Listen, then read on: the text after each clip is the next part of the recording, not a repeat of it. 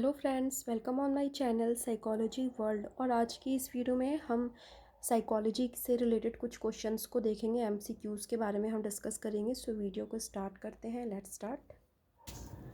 Question number 1 इस प्रकार है। कोहलर यह सिद्ध करना चाहता था कि सीखना, ऑप्शन ए, एक ऐसी स्थिति है जिसमें व्यक्ति पशु से श्रेष्ठ होता है। ऑप्शन बी, स्वायत्त यादृच्छिक क्रिया है। ऑप्शन सी, संज्ञानात्मक संकार्य है। या फिर ऑप्शन डी, परिस्थिति के विभिन्न अंगों का प्रत्यक्षीकरण है। तो यहाँ पर ऑप्शन सी इसका करेक्ट आंसर हो जाएगा। यहाँ इसको थोड़ा डिटेल कर लेते हैं। जैसा कि हम जानते हैं कि कोहलर ने लर्निंग की इनसाइट थ्योरी दी थी और वो ये सिद्ध करना चाहते थे कि सीखना जो होता है, लर्निंग एक संज्ञानात्मक संकार्य होता है, मतलब एक कॉग्निटिव प्रोसेस होता है। और इन्होंने इनसाइट या फिर सूझ को, अंतर्दृष्टि या फिर सूझ को अधिगम में महत्वपूर्ण माना है। निसंदेह सूझ की प्रक्रिया एक संज्ञानात्मक प्रक्रिया है जो समस्या का संज्ञानात्मक समाधान प्रस्तुत करके सीखने की प्रक्रिया को सरल, सहज तथा उद्देश्यपूर्ण बनाती है। तो यहाँ पर नेक्स्ट क्वेश्चन हम देखते हैं। किसी भी नई भाषा को सीखने के लिए कहाँ से आरंभ किया जाना चाहिए? अक्षरों एवं शब्दों के मध्य साहचर्य से, वाक्यों के निर्माण से, शब्दों के माध्यम से, या फिर उपयुक्त में से कोई नहीं। तो जैसा कि हमें पता है, किसी भी हम लैंग्वेज को सीखना चाहें तो हमें सबसे पहले उसके अल्फ़ाबेट्स का पता होना चाहिए, उसके बाद ही उसके वर्ड्स के बारे में हमें पता होना चाहिए, तभी हम उस लैंग्वेज को सीख सकते हैं। तो यहाँ पर ऑप्शन ए इसका करेक्ट आंसर हो जाएगा। यहाँ पर नेक्स्ट क्वेश्चन हम देखते हैं। निम्नलिखित में से गणित संबंधी अधिगम अक्षमता को कौन सा पद परिभाषित करता है? निरस्ता संबंधी दोष, पठन दोष, गणना दोष, या फिर उपयुक्त में से कोई नहीं। तो यहाँ पर जो मैथमेटिकल जो लर्निंग डिसेबिलिटी होती है वो कैलकुलेटिव डिसेबिलिटी होती है। गणना से संबंधित दोष वहाँ पर होते हैं और इसको डिसकैलकुलिया भी कहा जाता है। नेक्स्ट क्वेश्चन हम देख लेते हैं। नेक्स्ट क्वेश्चन इस प्रकार है। निम्न में से कौन सा संवेग का तत्व नहीं है? व्यवहारात्मक, दैहिक, संज्ञानात्मक, या फिर संवेदी। तो यहाँ पर इसका करेक्ट आंसर हो जाएगा ऑप्शन डी, संवेदी। संवेदी जो है वो संवेग का तत्व नहीं होता है। और इसको थोड़ा डिटेल कर लेते हैं, क्यों नहीं होता है। संवेदी संवेग का तत्व नहीं होता है। यहाँ पे ध्यान में रखना है, कई बार लोग संवेग और संवेद इन दोनों को एक ही मान लेते हैं, लेकिन इन दोनों में ज़मीन आसमान का डिफरेंस है। संवेग का मतलब इमोशन होता है और संवेद जो होती है वो संवेदना होती है, वो सेंसेशन होती है किसी भी उद्दीपक का। हमें जब ज्ञान होता है, अर्थहीन ज्ञान होता है, जब हमें लगता है कि कोई उद्दीपक हमारे आसपास है, तो उसको संवेद कहते हैं। और संवेग यहाँ पर वो इमोशन से रिलेटेड होता है, वो इमोशन होता है। और यहाँ पर संवेदी संवेग का तत्व नहीं होता है, क्योंकि संवेग उत्पन्न होने पर प्राणी में दो स्तर पर परिवर्तन दिखाई देता है। पहला शारीरिक स्तर पर और दूसरा मानसिक स्तर पर। शारीरिक स्तर पर जल्दी जल्दी सांस लेना, रक्तचाप का बढ़ जाना, आवाज़ में परिवर्तन आ जाना, अंग संचालन की गति में परिवर्तन जैसी क्रियाएँ होती हैं। जबकि मानसिक स्तर पर विचार प्रक्रिया या तो शिथिल हो जाती है अथवा लुप्त प्राय हो जाती है। दूसरी ओर संवेदी क्रियाओं पर संवेग का कोई भी प्रत्यक्ष प्रभाव नहीं पड़ता है। तो यहाँ पर ये बिल्कुल ही ध्यान में रखना है। नेक्स्ट क्वेश्चन यहाँ हम देखते हैं। नेक्स्ट क्वेश्चन इस प्रकार है। संज्ञानात्मक क्षेत्र का सही क्रम क्या है? तो यहाँ पर इसके हम करेक्ट सीक्वेंस को ही देख लेते हैं। यहाँ पर इसका करेक्ट सीक्वेंस इस प्रकार बतलाया गया है। इसको बेंजामिन और ब्लूम के द्वारा दिया गया है और इन्होंने इसके 3 क्षेत्रों का इसको शिक्षण के उद्देश्यों को 3 क्षेत्रों में विभाजित किया हुआ है। संज्ञानात्मक क्षेत्र के उद्देश्य, भावात्मक क्षेत्र के उद्देश्य, मनोगत्यात्मक क्षेत्र के उद्देश्य। और इसको इन्होंने इस सीक्वेंस में डाला हुआ है। सबसे पहले ज्ञान, इसके बाद में अवबोध, इसके बाद में अनुप्रयोग, इसके बाद में विश्लेषण, संश्लेषण और लास्ट में मूल्यांकन। तो ये एक करेक्ट सीक्वेंस यहाँ पर हो जाएगा। इसको आप वीडियो को पॉज करके नोट भी कर सकते हैं। नेक्स्ट क्वेश्चन देखते हैं। अभिप्रेरणा का प्रत्याशा सिद्धांत किसके द्वारा दिया गया? Victor Vroom, Maslow, Herzberg and Skinner. तो यहाँ पर इसका करेक्ट आंसर हो जाएगा ऑप्शन ए, विक्टर ब्रूम। अभिप्रेरणा के संबंध में 1964 में विक्टर ब्रूम ने प्रत्याशा सिद्धांत को दिया था। और यह सिद्धांत अभिप्रेरणा, निष्पादन और कार्य संतुष्टि के कारणों को विभिन्न प्रकार से परिभाषित करता है। इस सिद्धांत के अंतर्गत व्यक्ति अपने कार्य का चयन स्वयं करता है। सभी व्यक्ति अपने उद्देश्यों, आवश्यकताओं, मूल्यों, कुशलताओं, योग्यताओं और भूमिकाओं के संबंध में सतर्क रहते हैं। यहाँ एक सिचुएशन दिया गया है। एक छात्र पढ़ रहा है, उसका नाम लेकर यदि किसी ने बुलाया तो निम्न में से किस संवेदना द्वारा वह अपनी अनुक्रिया को प्रकट करेगा? दृष्टि संवेदना, ध्वनि संवेदना, स्पर्श संवेदना एंड प्रत्यक्षणा संवेदना। तो यहाँ पर उसको कोई बुला रहा है, मतलब उसे सुनने की अनुक्रिया होगी, तो ध्वनि संवेदना is the correct answer. Next question देखते हैं। पियाजे के सिद्धांत के अनुसार प्राक संक्रियात्मक अवस्था की अवधि क्या है? 4 से 8 साल, जन्म से 2 साल, 2 से 7 साल और 5 से 8 साल तक की। यहाँ पर मैं बता दूँ कि पियाजे की थ्योरी ऑलरेडी मैंने कवर करवाया हुआ है। आप इमरजेंस ऑफ साइकोलॉजी के प्लेलिस्ट में जाकर इन वीडियोस को देख सकते हैं, वहाँ पर आपको और भी अलग अलग थ्योरीज मिल जाएंगी। तो यहाँ पर इसका करेक्ट आंसर है ऑप्शन नंबर सी। पियाजे के अनुसार बालक का संज्ञानात्मक विकास निम्न अवस्थाओं से होकर गुजरता है। इन्होंने 4 अलग अलग अवस्थाएं बतलाई हुई हैं। संवेगात्मक अवस्था जो कि जन्म से लेकर 2 वर्ष तक की होती है। प्राक संक्रियात्मक अवस्था जो कि 2 से 7 साल तक की होती है। मूर्त संक्रियात्मक अवस्था जो कि 7 से 11 वर्ष तक की होती है।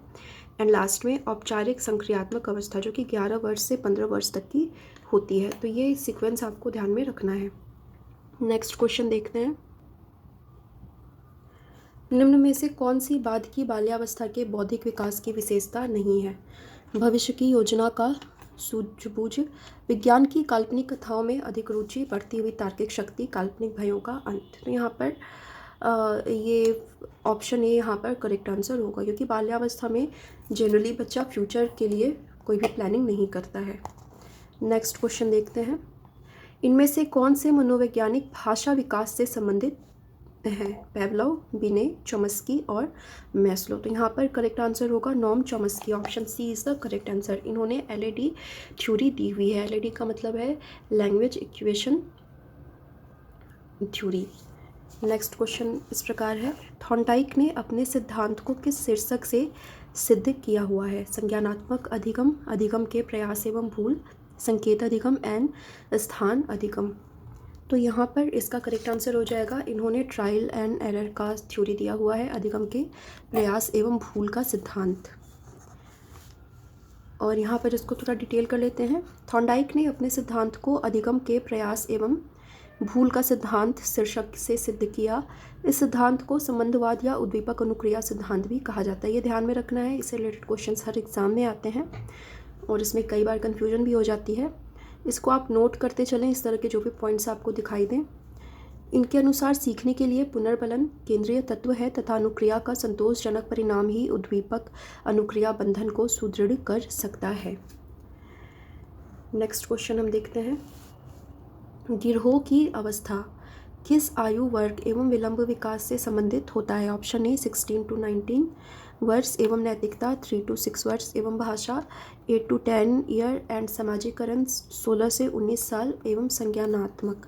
तो यहाँ पर जनरली गिरोह अवस्था जो होती है वो बाल्यावस्था ही होती है। यहाँ पर इसका करेक्ट आंसर हो जाएगा ऑप्शन नंबर सी,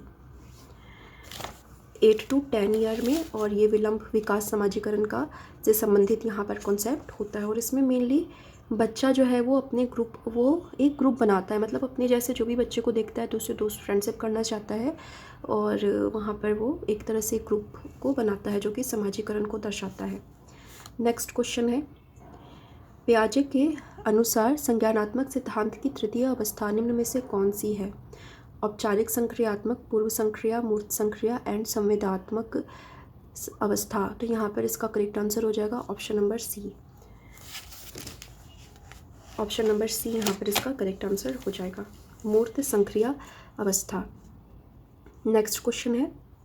निम्न में से अधिगम में योगदान देने वाले मनोवैज्ञानिक कारकों में कौन सा शामिल नहीं है? अधिगम की इच्छा, प्रेरणा, रुचि एवं विषय वस्तु का स्वरूप। तो यहाँ पर इसका करेक्ट आंसर हो जाएगा ऑप्शन नंबर डी, विषय वस्तु का स्वरूप यहाँ पर अधिगम से रिलेटेड, मनोवैज्ञानिक कारकों से रिलेटेड नहीं है यहाँ पर। एंड नेक्स्ट क्वेश्चन हम देख लेते हैं। नेक्स्ट क्वेश्चन है। निम्न में से सामाजिक मूल्य कौन सा है? सहायता परक व्यवहार, प्राथमिक लक्ष्य, मूल प्रवृत्ति, आक्रामकता की आवश्यकता।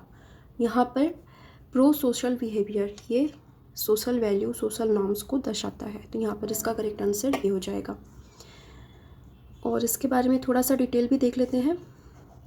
राष्ट्रीय शैक्षिक अनुसंधान एवं परीक्षण परिषद की पुस्तक document of social, moral and spiritual values in education में कुल 83 नैतिक, सामाजिक एवं आध्यात्मिक मूल्यों की चर्चा की गई है। प्रमुख सामाजिक मूल्य इस प्रकार हैं: मैत्रीभाव, समाजवाद, भाईचारा, टीम भावना, कर्तव्य भावना, सहानुभूति, सहयोग, समाज सेवा, सामाजिक उत्तरदायित्व आदि। यहाँ पर इससे रिलेटेड क्वेश्चन भी आ सकता है, इसको बिल्कुल आप नोट डाउन कर लें। Document of social, moral and spiritual values in education में कितने नैतिक, सामाजिक, आध्यात्मिक मूल्यों की चर्चा की गई है। तो ध्यान रखना है 83 ऐसे वैल्यूज़ के बारे में वहाँ पर बतलाया गया है।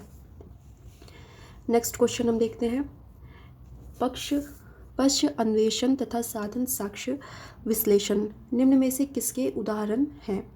स्वतः शोध, एल्गोरिदम, मानसिक वृत्ति एवं प्रकारात्मक स्थिरता। तो यहाँ पर ये प्रॉब्लम सॉल्विंग से रिलेटेड है। प्रॉब्लम सॉल्विंग के लिए किस तरह से हम प्लान करके काम करते हैं, प्रॉब्लम सॉल्विंग के लिए किस तरह से प्लानिंग किया जाता है। तो यहाँ पर ये स्वतः शोध से रिलेटेड है। स्वतः शोध के अलग अलग टाइप्स दिए गए हैं, जिसके द्वारा अलग अलग टाइप्स नहीं, हम इसको मेथड्स कह सकते हैं, अलग अलग मेथड्स बतलाए गए हैं जिसके कि द्वारा हम प्रॉब्लम को सॉल्व कर पाते हैं। अल्गोरिदम में क्या होता है कि अल्गोरिदम में स्टेप बाय स्टेप हम प्रॉब्लम सॉल्विंग की ओर बढ़ते हैं, लेकिन स्वतः शोध ह्यूरिस्टिक मेथड्स में क्या होता है कि हमें ऐसा लगता है जिस भी मेथड के द्वारा हमारा प्रॉब्लम सॉल्व हो जाता है, हम पहले उसी मेथड को यूज़ करके देखते हैं। एंड यहाँ पर इसको डिटेल में भी देख लेते हैं। स्वतः शोध विधि में व्यक्ति समस्या का समाधान करने के लिए सभी विकल्पों को नहीं ढूंढता है, बल्कि सिर्फ उन्हीं विकल्पों का चयन करके समस्या समाधान की कोशिश करता है जो उसे संगत प्रतीत होते हैं। पक्ष अन्वेषण तथा साधन साक्ष्य विश्लेषण इसकी दो प्रमुख प्रवृत्तियाँ हैं। नेक्स्ट क्वेश्चन है, सीखने के वक्र अभ्यास द्वारा सीखने की मात्रा, गति और प्रगति की सीमा को ग्राफ पर प्रदर्शित करते हैं। स्किनर, रॉस, एबिंगहॉस और M.L. बिल्गी। तो यहाँ पर इसका करेक्ट आंसर हो जाएगा रॉस।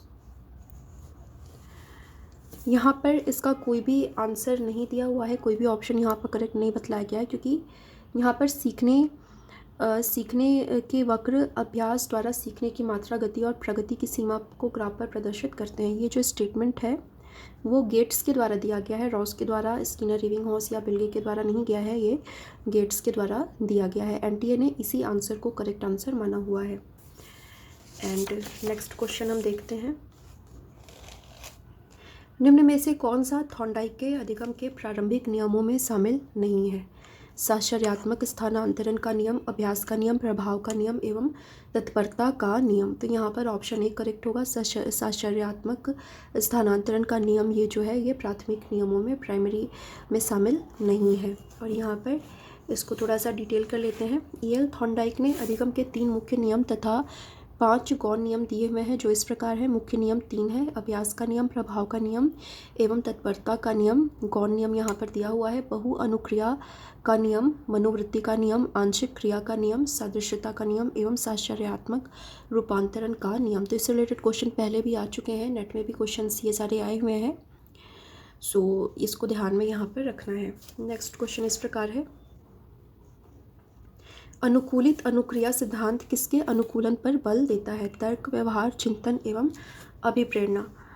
तो यहाँ पर इसका करेक्ट आंसर हो जाएगा ऑप्शन नंबर बी, व्यवहार पर ये बल देता है। और यहाँ पर इसको डिटेल कर लेते हैं। अनुकूलित अनुक्रिया सिद्धांत व्यवहार के अनुकूलन पर बल देता है। इस सिद्धांत के अनुसार अस्वाभाविक उद्दीपक को स्वाभाविक उद्दीपक के साथ बार बार प्रस्तुत करने पर प्राणी अस्वाभाविक उद्दीपक के प्रति भी स्वाभाविक उद्दीपक जैसी अनुक्रियाएं करने लगता है और उसकी अनुक्रियाएं या व्यवहार अस्वाभाविक उद्दीपक के साथ अनुकूलित हो जाते हैं। तो यहाँ पर ये क्वेश्चंस हमारे कंप्लीट होते हैं आज की सीरीज़ के। आज की सीरीज़ में हमने ऑलमोस्ट 18 क्वेश्चंस को देखा है एंड आई होप आपके लिए ये क्वेश्चन आंसर्स, ये सीरीज़ आपके लिए हेल्पफुल होगी।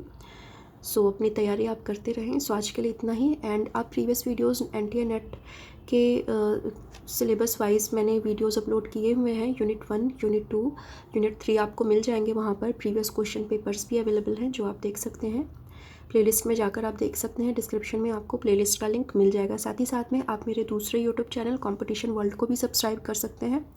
वहाँ पर आपको NTA नेट के फर्स्ट पेपर के प्रीवियस पेपर्स वहाँ पर अवेलेबल होंगे। साथ ही साथ में जल्दी ही NTA नेट फर्स्ट पेपर के भी क्लासेस को स्टार्ट करवाऊँगी अपने दूसरे चैनल कॉम्पिटिशन वर्ल्ड पर। एंड वहाँ पर आपको और भी अलग अलग टीचिंग एग्जामिनेशन से रिलेटेड GS के वहाँ पर प्रीवियस पेपर्स आपको अवेलेबल हो जाएंगे। तो आज के लिए इतना ही। Thank you so much.